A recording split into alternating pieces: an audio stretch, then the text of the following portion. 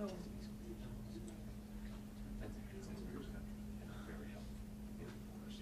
That's what she said. He'll do all the research for you. He won't take any steps. Oh, I'm sure he is. I haven't read it.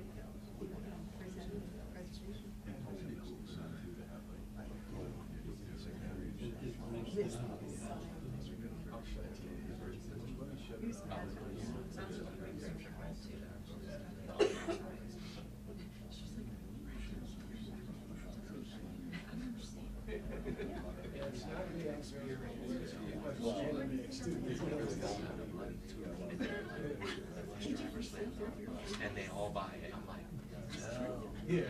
Then the bus driver's gonna get in trouble. I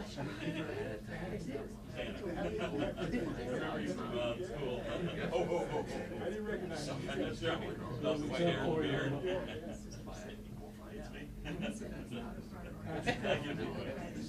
neither is the second. So I had to call the school. Did you said you were Just to talk to I said, I'll look at it and remember. And you did. And I did. Let's do it. This was a couple of years ago. Top priority. He's the man.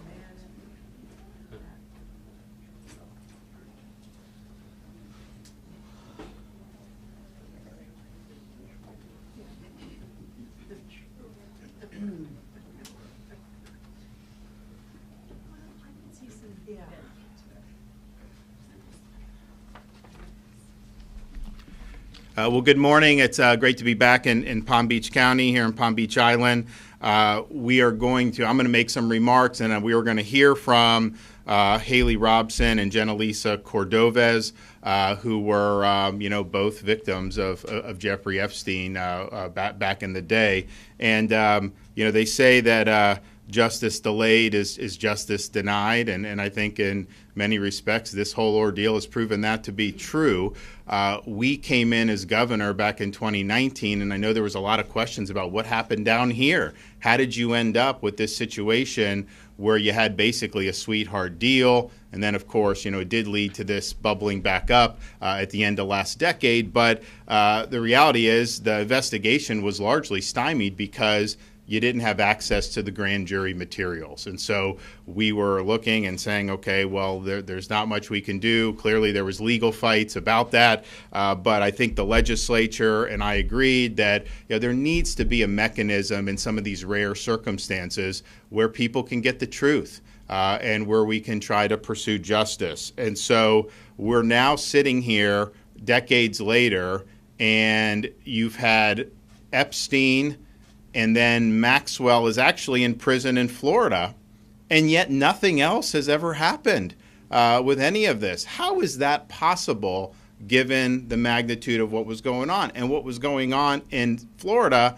was only a fraction of what was happening, because you had activities and abuse in New York City, in the Virgin Islands, and this was a massive, massive operation here that was targeting these very, very young girls. And to not have justice on this is something that has been a big black spot on our justice system. So the legislature, and why did that happen? Well, it happened because you had somebody that was very rich and well connected and was able to engineer an outcome that the average citizen would likely never have been able to do, and that's wrong. So what they're doing with this, the legislation I'm going to sign is going to say, and there are certain in Florida law now exceptions to the secrecy of the grand jury, and it's right there. And we have very strong grand jury secrecy laws overall. You go in, those are people testifying; they're not subject to cross-examination. There's reason why you don't just put that out publicly. But in certain circumstances, if someone is in the trial in a witness stand in trial and they're saying things that conflict with their grand jury testimony, you can use it. There's always been certain circumstances. And one is, if justice demands, well, this bill says that in a situation like this, that this is in the interest of justice to disclose it. So this would green light. I know there's been a lot of litigation on this, but this would green light the disclosure of the grand jury materials regarding the Jeffrey Epstein case. And this is long overdue, but again, we feel that we can't just turn a blind eye. We've got to do. So I'm going to sign HB 117. It will allow the disclosure of grand jury testimony in this Jeffrey Epstein case, and if there were cases similar, if the subject of the inquiry is dead, if the investigation's about sexual assault with a minor, sexual activity with a minor, if the testimony was previously disclosed by a court order, and if the state attorney is notified. And so this is going to affect perhaps more than just this case, but a relatively small number of cases. And so we're happy in Florida to be leading the effort for transparency and for accountability, because what happened was clearly wrong, and the punishment was simply wholly inadequate to the crime. And I know people have seen that for many, many years now. So I thank the legislature for doing this. I'm glad that we have a couple of the victims who've agreed to come and talk about this legislation. And so I want to invite them up. So first we'll start with Haley to come up, and then we'll hear from Jenna Lisa. Thank you, Governor. My name is Haley Robson. A lot of you might have heard me if you've been following the Jeffrey Epstein story. I just want to reiterate what our governor has spoken on about this being a long time overdue. I can't express enough how we've all been so affected by this, and I know for the regular average citizen, it's just time that goes by. A lot of people tend to forget, but this is not something we should be forgetting about. This is not something to be sweeping under the rug. A lot of us are still in therapy. We're still trying to survive. I can't express the gratitude I have for this bill. Sorry. It's okay.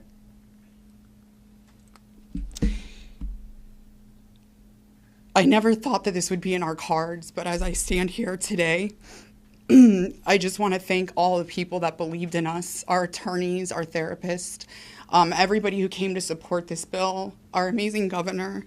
I just am trying to put pieces together, the final pieces of this puzzle to help me move on and finally get the peace that I deserve for my life. And I am just so grateful. And I would really just want to know, why was Jeffrey Epstein given such grace and mercy for his inhumane crimes? And why were we so outed in the media and treated so poorly? Victim shaming in this high-profile case has damaged a lot of us. It has made us retract statements. It's made us internalize the trauma. And a lot of us are just trying to still find our way through our healing journey.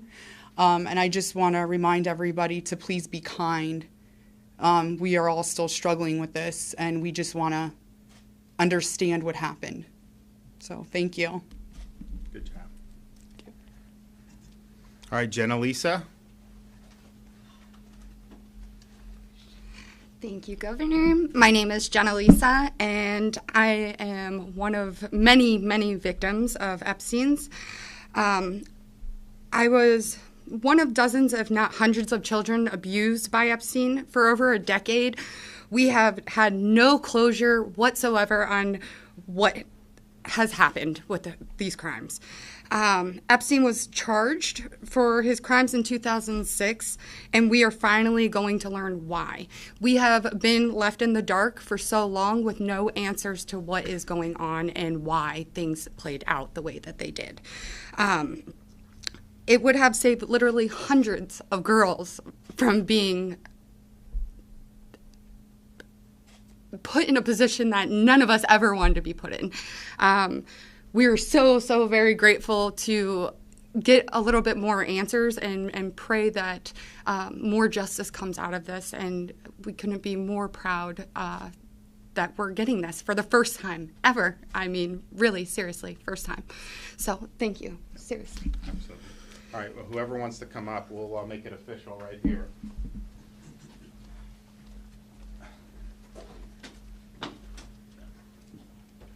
Me two more. Okay, perfect. Is today leap year? 29? Okay.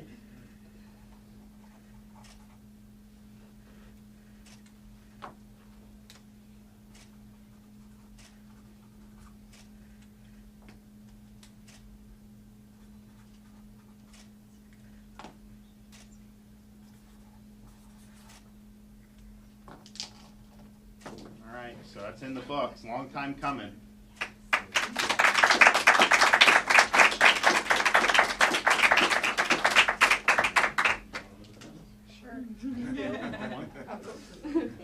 Bring more back. All right. You guys want to stay up? Thank you. Do you want? Whoever wants to. Okay. We're happy to take questions. Both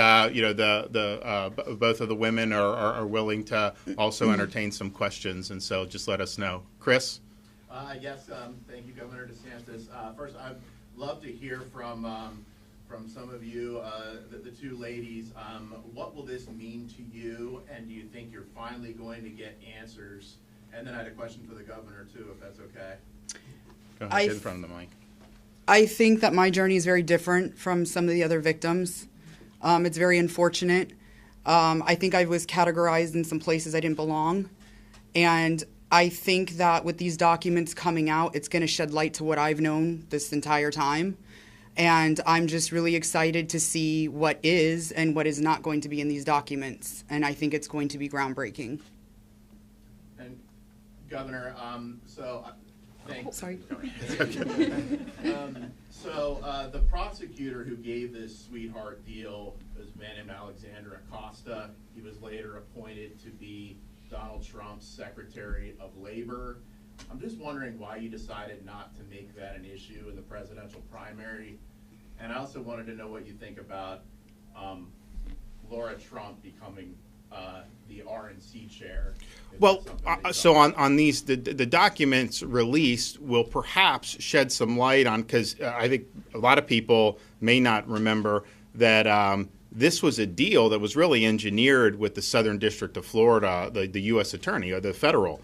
The case was not brought federally, which I think there would have been an ability to do that. Instead, they converted it into the state, which were the charges were relatively minor, and obviously the punishment was effectively a slap on the wrist given the severity of the crimes. So that has been a question I think a lot of people have had. This was something that was really scrutinized at the latter part of last decade. I mean, it got a lot of media attention.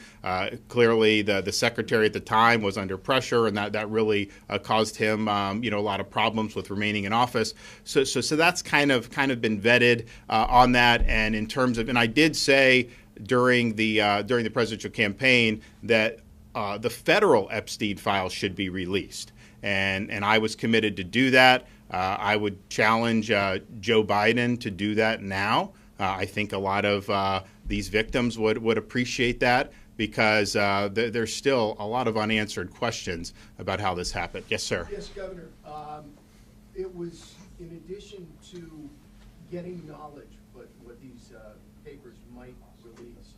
Is it also possible that this could lead to either more civil action or more criminal charges? And if it's a statute of limitations issue, would you be willing to go to the legislature to try to extend it the way it was done in many states with the Catholic Church and the various? Yeah, look, I think we would be interested in figuring out how to pursue justice. It is important. This is a rare circumstance. There very well may be actionable items that fall within the statute of limitations. Many of them may not, and then we'll have to see kind of how all that shakes out. But I'm open to being able to institute policies that are gonna try to right a wrong, because this was not handled in a way that delivered what justice required. And when I hear the women talk about never having closure, I mean, just think about that. Like, bad things happen in this world. It's terrible. But if you have something and someone does something wrong and you throw the book at them and they get justice meted out, it can never undo what happened. But you do feel a sense, it does help, right? And they never had that. And that's why I think it's been difficult for a lot of them for many years. Governor DeSantis, I know that there's a process to all of this. So what happens now that you have signed this? Well, so this goes into effect on July 1st.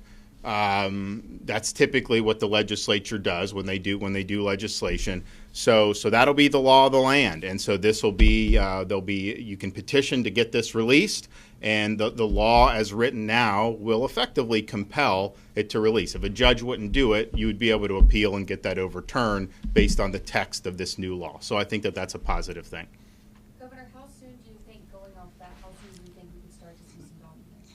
Well, I don't know. I mean, it's not. This is not a huge undertaking in terms of what we're talking about here. We're talking about one jurisdiction primarily where this is going to be done.